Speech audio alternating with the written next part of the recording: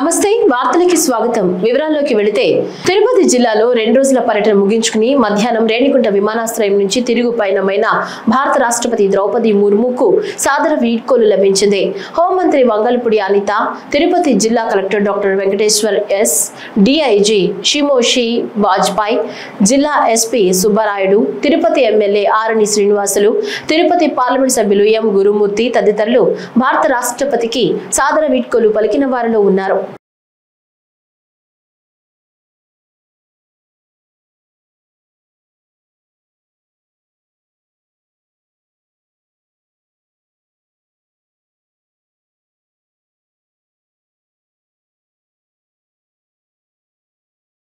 రాష్ట్ర వైద్య ఆరోగ్య శాఖపై సచివాలయంలో ముఖ్యమంత్రి చంద్రబాబు నాయుడు సమీక్ష నిర్వహించారు. కుప్పంలో సంజీవని ప్రాజెక్టు అమలు, యూనివర్సిటీ హెల్త్ స్కీమ్ ప్రధానంగా చర్చ జరిగింది. సంజీవని ప్రాజెక్టు స్కీమ్ ను జనవరి నుంచి చిత్తూరు జిల్లా వ్యాప్తంగా వైద్య ఆరోగ్య శాఖ ప్రారంభించనుంది. ఆ తర్వాత రాష్ట్ర వ్యాప్తంగా సంజీవని ప్రాజెక్టు అమలు చేసేలా ప్రణాళికలు రూపొందించనున్నారు. తొలి విడతలో చేపట్టనున్న ఆదోని, మదనపల్లి, మార్కాపురం, పులివెందుల మెడికల్ కాలేజీల నిర్మాణంపై చర్చ జరిగింది. పీపీపీ ప్రాతిపదికన ఆదోని, మదనపల్లి, మార్కాపురం, పులివెందుల వైద్య కళాశాలలపై కూడా చర్చ జరిగింది. విద్యార్థులు, ప్రజలు సామాజిక ప్రయోజనం కోసం ఈ ప్రాజెక్టులను పీపీపీ కింద ప్రభుత్వం చేపడుతుంది. పీపీపీ విధానంలో వేగంగా బోధనాసుపత్రులు అందుబాటులోకి వచ్చే అవకాశం ఉంది.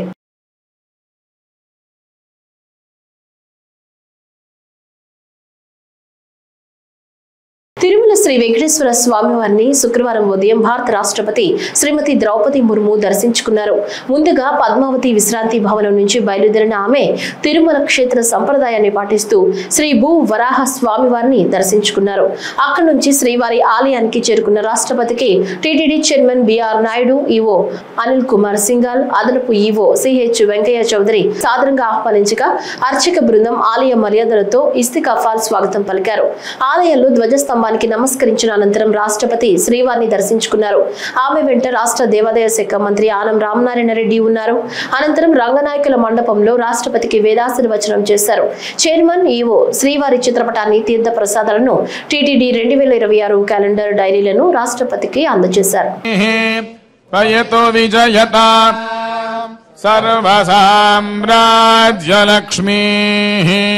श्रियः कान्ताय कल्याण निधयेऽर्थिनाम्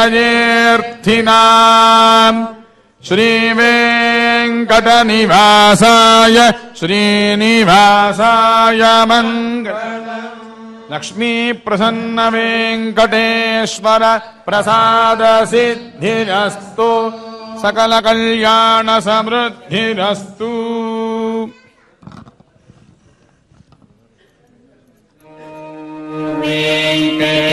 वेंकटेशाय ओम नमो वेंकटेशाय ओम नमो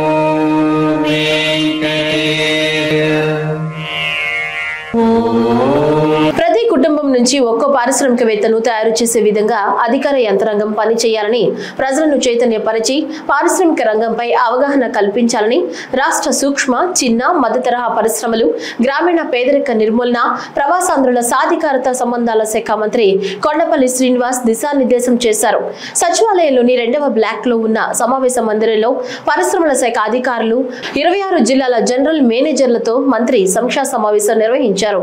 ఈ సందర్భంగా మాట్లాడుతూ ముఖ్యమంత్రి చంద్రబాబు నాయుడు ఆలోచనకు తగ్గట్టుగా వారి లక్ష్యానికి అనుగుణంగా క్షేత్రస్థాయిలో పనిచేయాలని సూచించారు.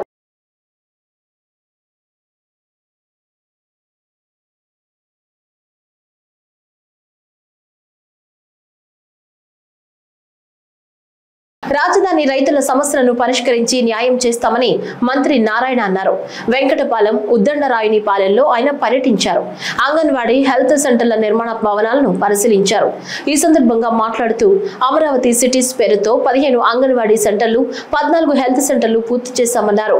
రాజధాని రైతులకు రోడ్లు, మౌలిక సదుపాయాల పనులు వేగంగా జరుగుతున్నాయని చెప్పారు. 69,421కి గాను 61,433 ఫ్లాట్ల రిజిస్ట్రేషన్లు పూర్తయ్యాయని ఉన్నాయని తెలిపారు. ఇంకా 7,899 ప్లాట్లు రిజిస్ట్రేషన్ చేయాల్సి ఉందని పేర్కొన్నారు. రోజు 30 నుంచి 40 వరకు రిజిస్ట్రేషన్లు జరుగుతున్నాయన్నారు. గడిచిన 21 రోజుల్లో 240 రిజిస్ట్రేషన్లు పూర్తి చేసినట్లు మంత్రి తెలిపారు. రెగ్యులర్ గా శ్రావణ్ గారు అయితే ఎప్పటికప్పుడు సమస్యలు తీసుకొని వస్తున్నారు. రైతు సోదరుల యొక్క సమస్యలు అటు ఎమ్మెల్యే గారితోనూ ఎంపీ గారితో కూర్చొని డీటెయిల్గా డిస్కస్ చేస్తున్నాం. చెప్పేది అలా అంటే చెప్పేసేసి వీడియోలో చేసి మిగతా చేయొద్దు. ఎందుకంటే ఎవ్వరూ మాట్లాడటం వల్ల చాలా స్ట్రిక్ట్గా నేను ఇన్స్ట్రక్షన్ ఇచ్చున్నాను. ఏదైనా ఉంటే రమ్మంటున్నాను. యాక్చువల్గా నిజంగా సమస్య ఉంటే నా దగ్గర సిఆర్డీలో వారానికి 3 రోజులు కూర్చుంటున్నాను. వారానికి 3 రోజులు నేను కూర్చుంటున్నాను. నిన్న ఈ విలేజ్ వాళ్ళు వచ్చారు. ఎవరు ఎక్కడే ఉండట వీళ్ళే వచ్చారు. వస్తే ఎలక్ట్రిసిటీ ప్రాబ్లం ఉందన్నారు. ఇవాళ ఎలక్ట్రిసిటీ ఎస్సీని పిలిపిస్తానన్నా. నేనే పిలిపిస్తానన్నా. ఫోన్ నెంబర్ తీసుకున్నా. మా వైఎస్డీకి చెప్పా. ఇవాళ ఒక టైంలో వాళ్ళు పిలిపించు వీళ్ళని పిలిపించుకున్నా. అట్లా నిజంగా సమస్య ఉంటే చేస్తాం. కానీ అట్లా కాకుండా నాకు స్పెసిఫిక్గా నాకు స్పెషల్గా ఇది డివేట్ చేయాలంటే ఇది కరెక్ట్ కాదండి.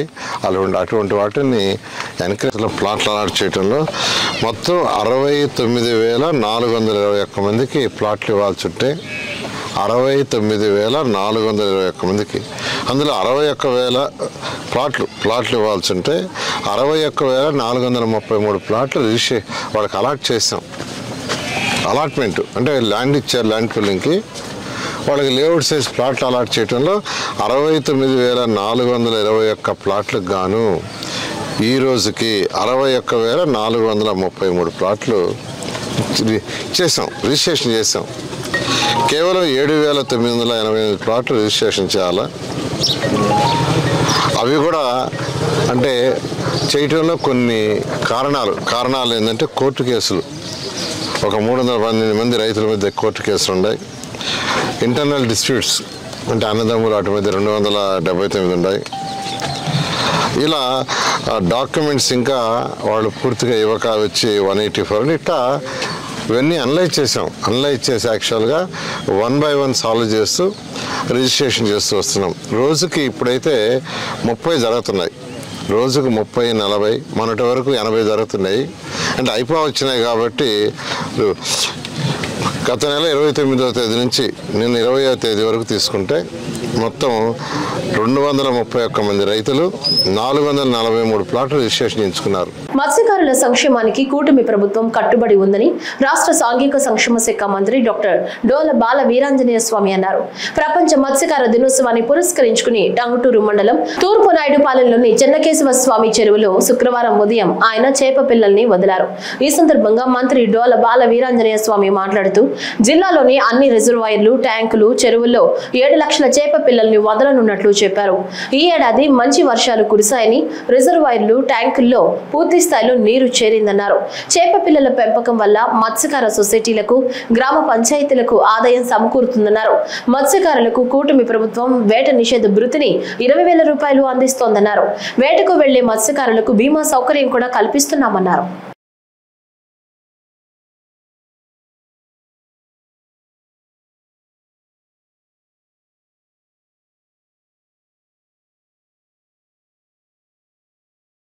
కృష్ణా జిల్లా ఆవనిగడ్డ నియోజకవర్గంలోని శైవక్షేత్రాలు జనసంద్రంగా మారాయి.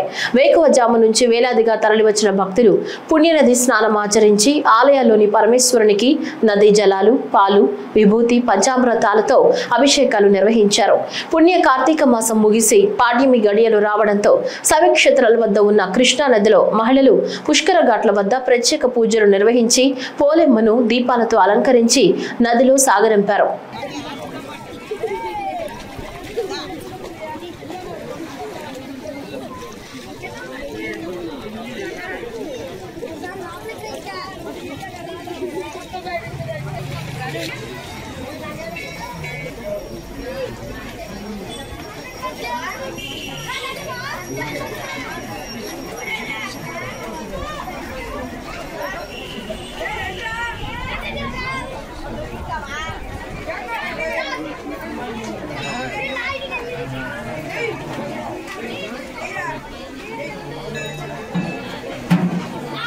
Doctor doctor BR Ambedkar Konaseema జిల్లా కార్తీక మాసం చివరి రోజు పోలి పాడ్యమి కావడంతో అధిక సంఖ్యలో మహిళలు గోదావరి నదిలో పుణ్యస్నానాలు ఆచరించి కార్తీక దీపాలను వదిలారు.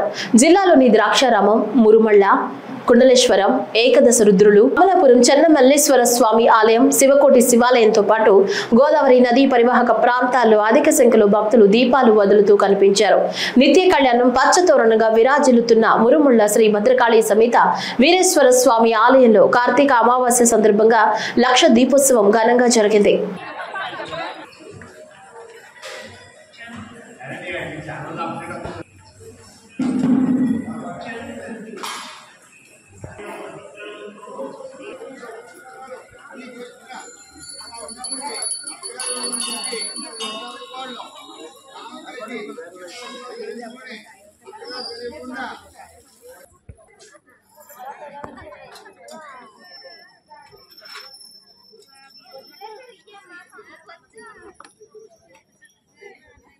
కార్తీక మాసం చివరి రోజు పోలి పాడ్యమి సందర్భంగా తూర్పు గోదావరి జిల్లా వ్యాప్తంగా శైవ క్షేత్రాలన్నీ భక్తులతో కిటకిటలాడాయి. జిల్లాలోని పుష్కర్ ఘాట్ వద్ద అధిక సంఖ్యలో భక్తులు కార్తీక మాసం ముగింపును పురస్కరించుకుని మార్గశిర శుద్ధ పాడ్యమి నాడు తెల్లవారుజామునే పోలి స్వర్గం చేసుకున్నారు. మహిళలు గోదావరిలో పవిత్ర పుణ్యస్నానాలను ఆచరించి దీపాలు వదిలారు. జిల్లాలోని రాజమహేంద్రవరంలోని ఉమా మార్కండేయ స్వామి ఆలయంతో పాటు ఉమా కోటలింగేశ్వర స్వామి ఆలయాలు, కొవ్వూరులోని గోస్పాద క్షేత్రం వేకువజాము నుంచే భక్తులతో పోటెత్తాయి.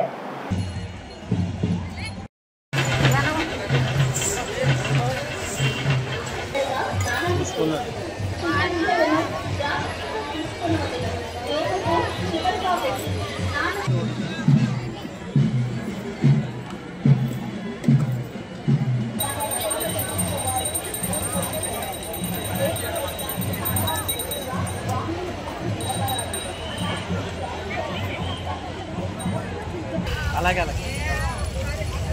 అరే ఏందో అసలు పోతున్నామమ్మా. నందిగామ పట్టణంలోని స్థానిక గ్రంథాలయం ప్రాంగణంలో 58వ జాతీయ గ్రంథాలయ వారోత్సవాలు ఘనంగా నిర్వహించారు. ఈ కార్యక్రమానికి ముఖ్య అతిథిగా హాజరైన ఆంధ్రప్రదేశ్ ప్రభుత్వ విప్ ఎమ్మెల్యే శ్రీమతి తంగిరాల సౌమ్య గ్రంథాలయ అభివృద్ధికి పుస్తకాల ప్రాధాన్యతను వివరించారు. గ్రంథాలయ వారోత్సవాల సందర్భంగా అధికారులు, స్థానిక ప్రజా ప్రతినిధులు, విద్యార్థులు పెద్ద సంఖ్యలో పాల్గొన్నారు. చిన్నారుల్లో పఠనాభిరుచిని పెంపొందించేందుకు గ్రంథాలయ శాఖ నిర్వహించిన వివిధ పోటీల్లో విజయం సాధించిన విద్యార్థులకు ప్రభుత్వ విప్ ఎమ్మెల్యే శ్రీమతి తంగిరాల సౌమ్య స్వయంగా బహుమతులు, మెరిట్ సర్టిఫికెట్లు అందజేశారు.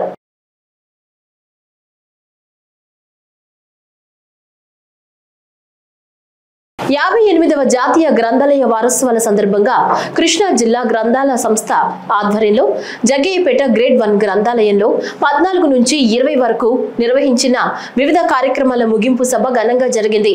ఈ కార్యక్రమానికి ముఖ్య అతిథిగా జగ్గయ్యపేట శాసనసభ్యులు శ్రీరామ్ రాజగోపాల్, విశిష్ట అతిథిగా జగ్గయ్యపేట మున్సిపాలిటీ చైర్మన్ రంగాపురం రాఘవేంద్ర, ఆత్మీయ అతిథిగా 10వ వార్డు కౌన్సిలర్ కన్నెబోయిన రామలక్ష్మి, సభాధ్యక్షులుగా సంస్కృత ఉపన్యాసకులు శ్రీ లక్ష కళాశాల డాక్టర్ వడ్డేపల్లి శ్రీనివాసరావు పాల్గొన్నారు. ఈ సందర్భంగా మాట్లాడుతూ గ్రంథాలయాలు మానవాళి జ్ఞానోద్ధరణకు ఆధార స్తంభాలు. పిల్లలు పాఠ్యాంశాలకే పరిమితం కాకుండా చిన్నప్పటి నుంచే గ్రంథాలయాలను సందర్శించి పుస్తక పఠనాన్ని అలవాటు చేసుకోవాలని, ఇది విజ్ఞానాన్ని పెంచి వ్యక్తిత్వ వికాసానికి దోహదపడుతుందని పేర్కొన్నారు. ఎప్పుడు కూడా మనం సక్సెస్ స్టోరీతో పాటు ఫెయిల్యూర్ స్టోరీ చదువుకోవాలట. ఎందుకంటే ఒక భవనం చాలా బాగా కడతారు, దాని తెలుసుకోగల భవనం కుప్పకూలిపోద్ది, అది తెలుసుకోవాలి. ఎందుకు కూలిపోయింది, ఎప్పుడైతే దానిలో ఉన్నటువంటి ల్యాబ్స్ ఏంటి, ఏదైతే లోటుపాటు ఉన్నాయో అది తెలుసుకున్నప్పుడు నెక్స్ట్ అటువంటి పొరపాటు చేయకుండా భవనం కాదు. ఫర్ ఎగ్జాంపుల్, జీవితంలో కొంతమంది ఫెయిల్యూర్ అవుతారు, చదువులో కావచ్చు, జీవితంలో ఎన్నో విషయాలు, వ్యాపారంలో కావచ్చు, రాజకీయాల్లో ఫెయిల్యూర్ అవుతారు. దానికి స్టోరీ, దానికి మెయిన్ ఒక కారణం ఏంటి అంటే వాడి యొక్క బ్యాడ్ హ్యాబిట్సా, లేక సరైన నాలెడ్జ్ లేకపోవడం, నిర్లక్ష్యమా, మనిషి యొక్క ఎందుకు ఫెయిల్యూర్ అనే విషయం మీద వాళ్ళకి స్టోరీ తెలుసుకుంటే మనం జీవితంలో అటువంటి తప్పు చేయని చెప్పి చెప్తాడు. అది ఎప్పుడు వస్తే పుస్తకాలు ఎదురు తెలుస్తాయి. ఆ విధంగా మనం ప్రతి ఒక్కరు కూడా నాలెడ్జ్ పెంచుకోవాలన్నా, కొత్త ఆలోచన రావాలన్నా, నిజంగా మరి ఇందాక మాస్టర్ చెప్పినప్పుడు, ఇందాక చేరువ చెప్పినప్పుడు కూడా నైట్ టైం మనం మంచి నిద్ర రావాలంటే బుక్స్ తప్పకుండా మంచి నిద్ర వస్తాయి. మరి ఏ కాడికి కూడా సెల్ ఫోన్స్ చూస్తూ ఉంటాం. సెల్ ఫోన్ చూడటం వల్ల తప్పకుండా కళ్ళ మీద చాలా ఎఫెక్ట్ ఉంటుంది. We have to learn from the Ramayana. There are so many things. First of all, the Lord Rama, he respect their parents he respect his parents. Also, he went to the Aranyavasam for the 14 years. Without asking him any questions, he went. And also, like that, we also respect our parents. And we have to, and our parents, if we didn't need to study education. If we respect our parents, the education will come automatically. Our parents are our real gods and our real teachers. నేను 10వ తరగతి చదువుతున్నాను.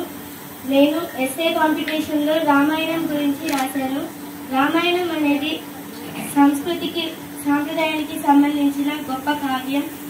అందులో రామాయణాన్ని వాల్మీకి మహర్షి రచించారు. 24